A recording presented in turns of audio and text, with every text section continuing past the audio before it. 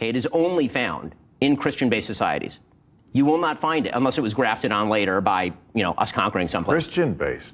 You saying this with the yarmulke on?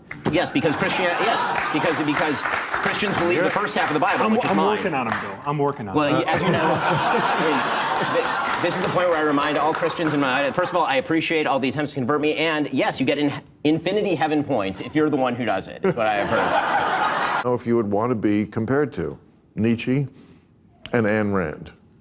So I quote both of them critically, actually, in the book, particularly Nietzsche. Yeah, but I mean, it's the theory is a little Nietzschean.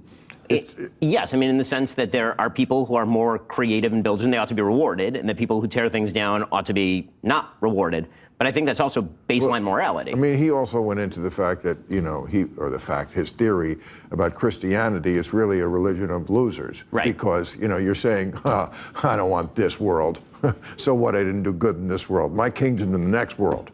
The meek shall inherit the earth. Right. That's when God says, when I die, you'll inherit the earth.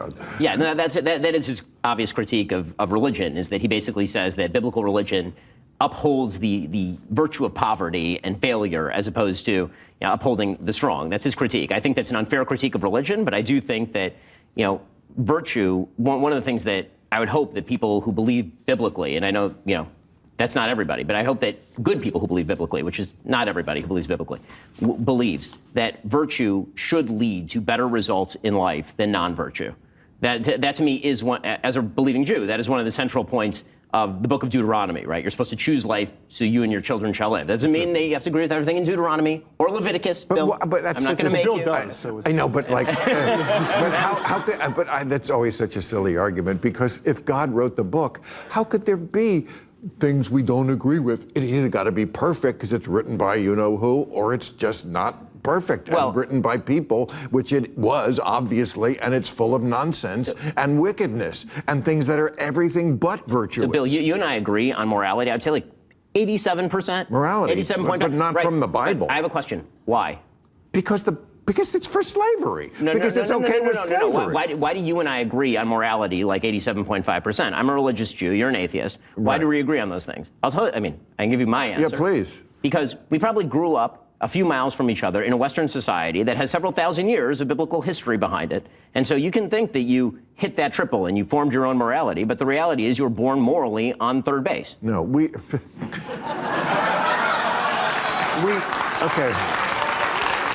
We got that morality from the Enlightenment, which was an anti-religious movement. The Founding Fathers, they weren't religious people. They were deists. They weren't particularly Christy. Thomas Jefferson used the morality of the Bible when he was ripping all the miracles out of the Bible. Yes. He literally wrote a version of the Bible without the miracles. I mean, we discussed this the last time I was here, and you were talking about all of Jesus' teachings and how this was really radical new stuff, right? And how it changed the world. His basic philosophy, yes. And how without that, I mean, I think it's worth understanding that what the pivot point in history when we talk about Judeo-Christian ethics, but more specifically Christian ethics, what a turning point in history that. And so I think to Ben's point, some of that. Why do we still do it? Why do we still admire it? Because because cut flowers die. Meaning that if the flower is the result of the root, and then you cut the flower, you can live on with a secular humanistic morality, be a moral person, be a good person, but it does not systemically maintain.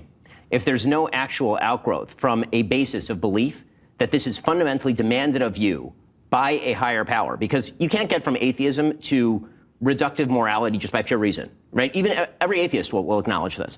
The values that you believe are not things that can just be reasoned to, because they assume things that are not in evidence, like the inherent value of humanity. I mean, we're pieces of meat wandering through space. What's the inherent value of that? These are all religious, faith-based premises. You don't have to believe in God to believe in those things, but they are logical jumps.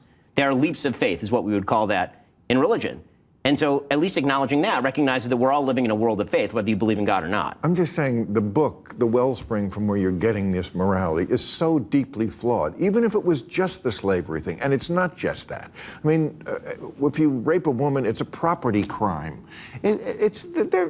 We're talking about Bronze Age people who had a whole different way of looking at things, which was not as advanced as we are. And it's like, well, we have these things. It's like saying, jump in the pool. There's only one turd in there. Well, it's more like saying that, as a religious person, the basic idea is that God has to speak to humans of the time, and then human beings have to apply their reason. This is why the relationship between reason and faith is not just you take it on faith and you do whatever the Bible says. I mean, this is why there's a developed oral tradition in Judaism, or this is why there's a developed natural law tradition in Catholicism. I mean, the idea is that it's an admixture of human reason and those faith-based principles. But here's the real question. If the sort of reasonable morality that you espouse is universal, then why is it not even remotely universal on planet Earth? Okay, it is only found in Christian-based societies. You will not find it unless it was grafted on later by, us conquering someplace. Christian-based. You saying this with the yarmulke on?